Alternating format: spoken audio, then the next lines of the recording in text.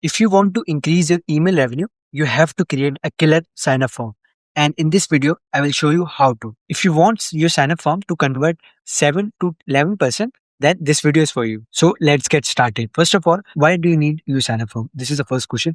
And the main thing is that your email revenue depends more on your sign up forms than on your campaigns or flows. Because when you are continuously adding people to your email campaigns and email flows through sign up forms, then your email revenue will continue to grow. Otherwise, your email revenue will be static. Here, I'm going to show you three layers of sign up forms. First is the offer. Second is the data that you get. And the third is the interaction. The first part is the offer, which is the main thing. So you will see most brands use 10% off discount code or 10 to 20% discount code in their sign up forms because every brand is doing this right now. So this is like the bare minimum that you have to do. So let me show you what we do in terms of offers. Let me show you my screen. Here you can see that in the sign up forms, we have two sign up forms enabled right now.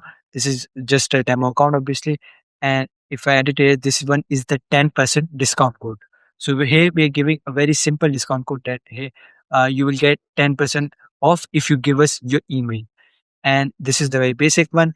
And then other one is a mystery discount code where the offer is that curiosity. We are not giving them anything. We're just saying that something worth staying for. So we have to test this. I will show you the complete A/B test framework as well that we use. So don't worry about that. But this was the one thing that I wanted to show you. That first you have to decide on what offer you want to do. There are many types of offer. Uh, you can do 10% discount code. You can do a static discount code. Let's say you want to do $10 off your products, or you can add a product as well. Let's say you are an apparel brand, you sell jackets, and then you can say, hey, we will give a free beanie to you with every order. So these are some of the things that you can do. You can also say something like get part in a giveaway. And after you have decided the offer, now let's move on to the number two part, which is the data. In terms of data, you have to realize is every question that you add in your sign up form, whether on the first page or on the second page, it will increases your friction, the subscribers friction.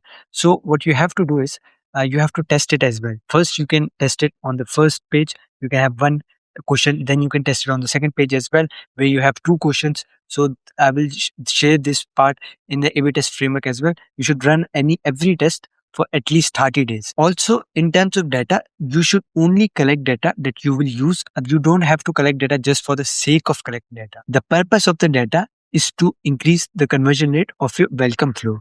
So let's say you are an apparel brand and you sell both men and women's clothes. And you can ask in the sign up form whether you are a male or female. So that's when you send a welcome flow, you can tailor the messaging and the complete design, the images and everything to male or female. So that way you can increase the conversion rate. And you can also uh, add in the welcome flow the objections based on each segment, like male and female. So this is very powerful, but it depends whether you can use the data in the welcome flow or not. So don't just add questions that you won't use. So there's no need to add questions unless you can clearly specify where you will use this data.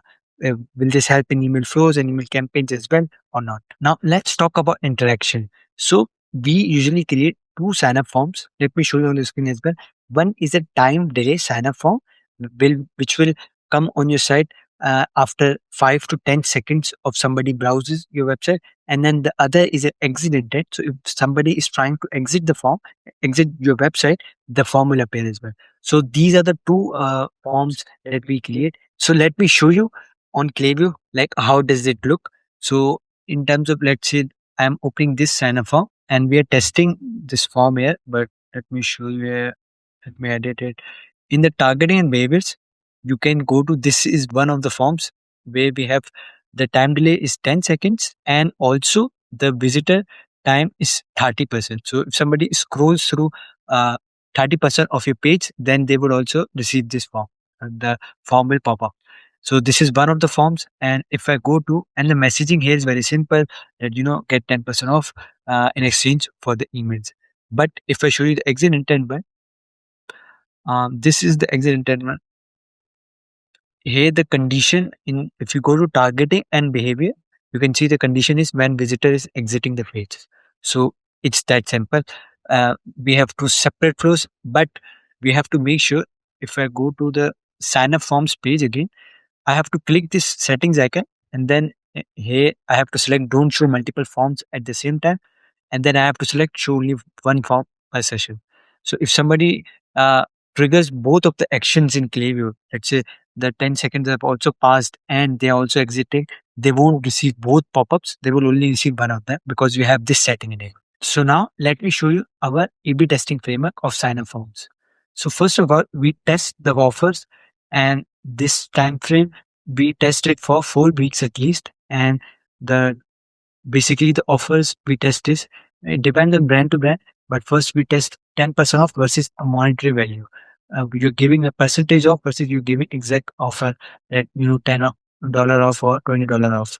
It depends on your AOV. If your AOV, if your product price is very low, then this would not be very effective. People might not very really like it, and this offer might not work. But that's the whole purpose of testing as well. And if your product price is very high, then it will look really great. So this is phase A offer. Then phase B, we uh, test the behaviors. We test 5 seconds versus 10 seconds. Then we test 10 versus 15 seconds, and this is the everything. This is how it looks. And after and obviously first we test one thing, and then we only test one variable at a time, so we can be 100% sure that this is what is working for this brand. And then what we do is, we go to the second one, and then we test it with the second one. And let's say in the 5 versus 10 seconds, 5 seconds one, so we will test it with 10 seconds first, and then whatever the time frame one, after we will test it with the 15 seconds. So this is how the structure looks. And after we test this for 2 weeks, 2 weeks, and then we test page scroll as well, 20% versus 50%. And then after that, we test one of the huge things. We test full screen form versus pop up form. And after this, we test winner of the previous one. We test it with the slide out flywheel form. And after all this is done, then we can go to phase C, which is zero body data collection, as I mentioned before as well. And here we test between question on the first page versus second page, and we remove the question from everywhere else, obviously. So if we have the question live on the first page, then in that form there will be no other question on any other page. And then if we have the questions on the second page, then we don't have the question on the first or third page as well. And then after this is done, I have written here 2 to 4 weeks, because it depends on the significance of data, that whether one can be very much effective in a very short amount of time. Then we can easily see that as well, one is winning clearly. And then again we test the number of questions, that first we see one question is performing or two questions are performing. We test it both on the pages as well. First we will test it on the page one. We will have two questions, like whatever one in the first page. Let's say uh, we have one question on the first page and then one question on the second page, and the first page one. And now we will test that whether one question on the first page is winning or two questions on the first page is winning. So this is how the complete A/B testing framework looks. Now let me show you some of the mistakes this brand do when creating a sign up form or having it live. So if I go to my screen here, if I added it, the number one mistake is in the teaser form, that you have to test it after making it live. If you have a teaser enabled, then I would recommend um, that don't have it live for mobile version. Just have it live on the desktop version. But if you want to have the teaser on the mobile version as well, then test it very clearly, because what happens is this teaser will appear at the top of your add to cart or checkout button, and then it will hurt your conversions, because people might accidentally uh, uh, click this button instead of just clicking the checkout button, and they might get annoyed, they might leave the website. So you have to clearly make sure you have to test it on multiple devices, that this is working properly. This is number one mistake. The second is that X button is not clearly visible.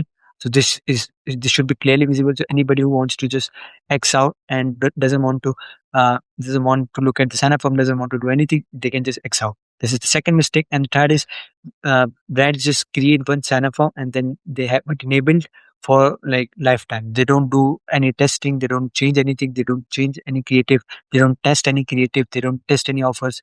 So this is the third mistake as well. Now let me summarize everything for you. First, you should create at least two sign-up forms, one time delay one and then other accidental one, and you have to have both live at the same time.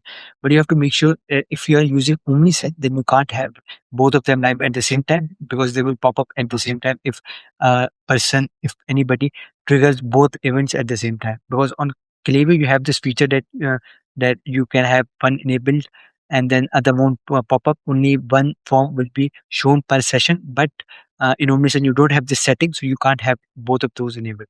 So what we do is we basically check all these settings in the one sign up form. Accident and time delay, page scroll, all of them in the one form.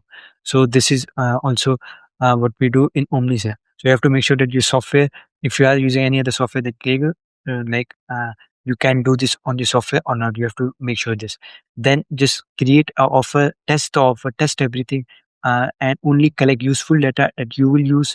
This is the second thing.